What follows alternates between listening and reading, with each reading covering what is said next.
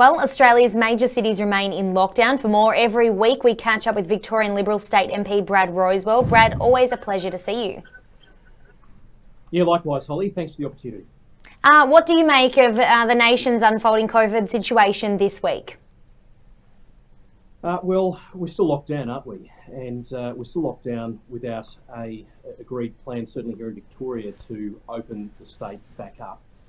National Cabinet has agreed that when we reach that 70% vax rate, that there should be no more statewide lockdowns. We still can't seem to get agreement from Premier Dan Andrews for that to be the case here in Victoria, which is a great disappointment. It's a great kick in the guts to people who are doing it tough and continue to do it tough. There's no plan to get kids back in the classroom. There's no plan to open regional Victoria. And there's no plan for hope and certainty. Optimism, as we've spoken about before, Holly, is what is desperately needed in the current circumstance. And that's sadly lacking, especially in this state. Brad, since we spoke last week, we spoke about the shadow pandemic, which was referring to people's mental health struggles.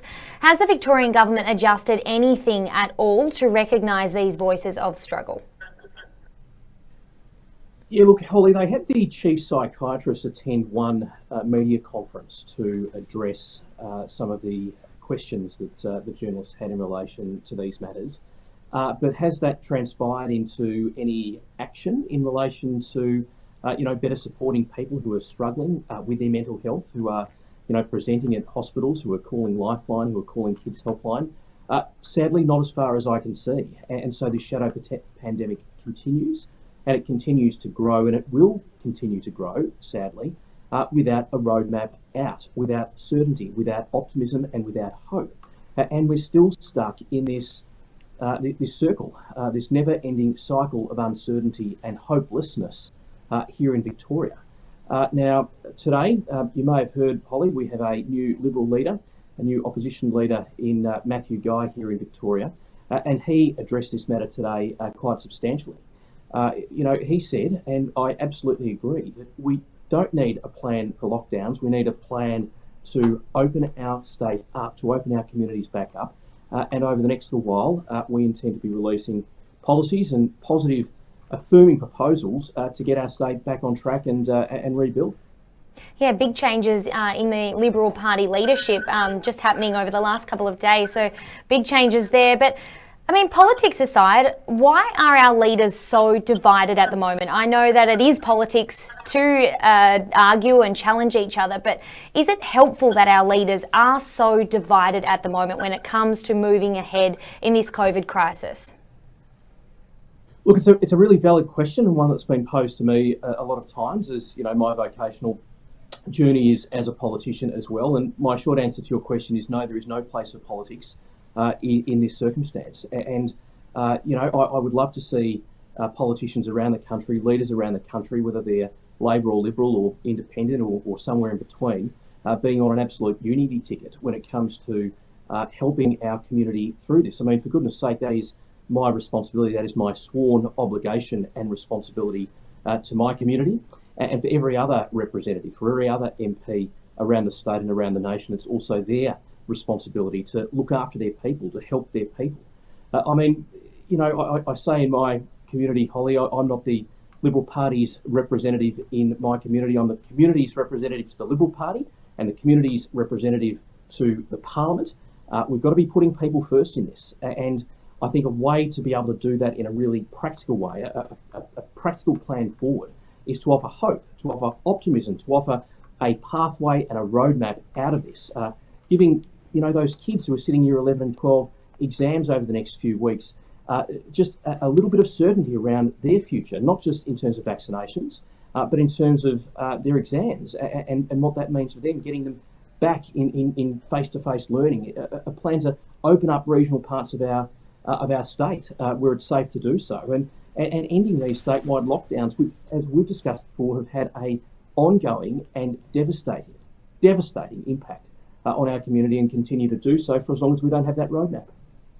Brad, before we move on from COVID-19, I wanted to ask you about this. Over the weekend, last weekend, we saw scenes in the US where college football crowds were at an all-time high. I mean, sitting in Australia, that can be quite heartbreaking because it feels like we're worlds behind that situation at the moment.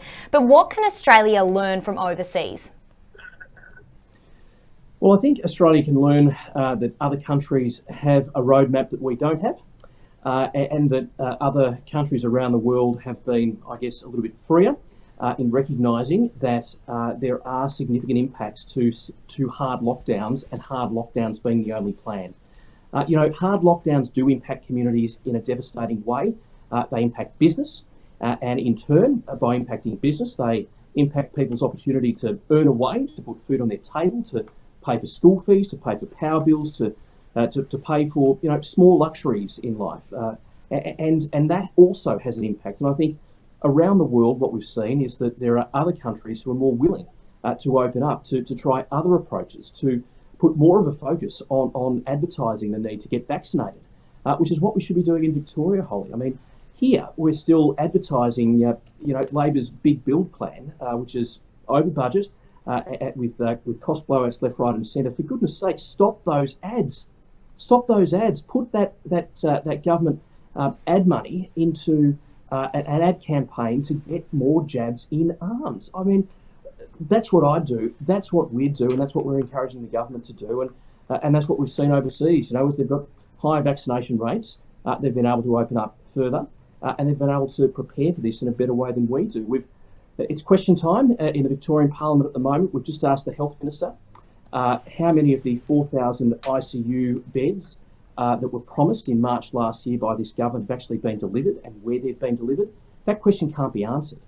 Arguably this is a thing of the past now. What we should be focusing on is the future. It's a roadmap to opening up. It's a plan for certainty for business, certainty for community, and certainty for every Victorian as we learn to live with this virus.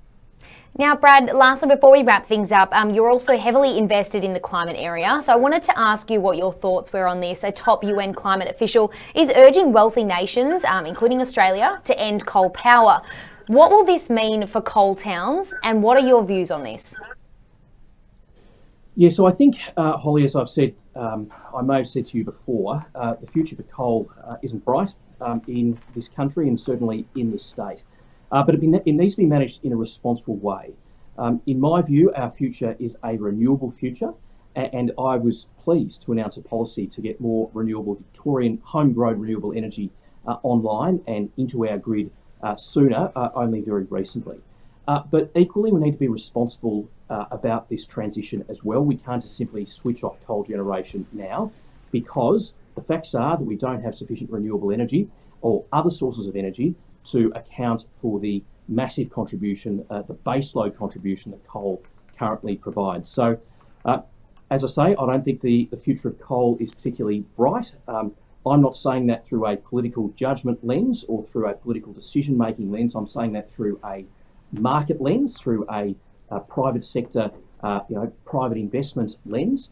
People just aren't investing in coal anymore. Private investors aren't investing in coal. Companies aren't investing in coal. In fact, they're divesting themselves of such assets.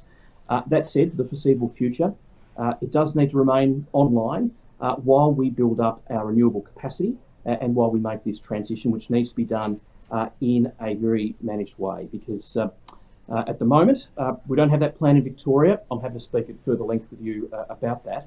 It's one of the things that concerns me about the situation we are in Victoria at the moment. But we absolutely need it, because we need our lights on, we need the power on, we need our energy to remain at a price that's affordable for people, and we need to see this through the lens of opportunity as well, sustainable employment opportunity and renewable energy opportunity, and that's what I intend to do. Okay, Brad Rowswell, great to see you as always. Take care, and we'll catch up with you next week. Thanks so much, Holly. Look forward to it.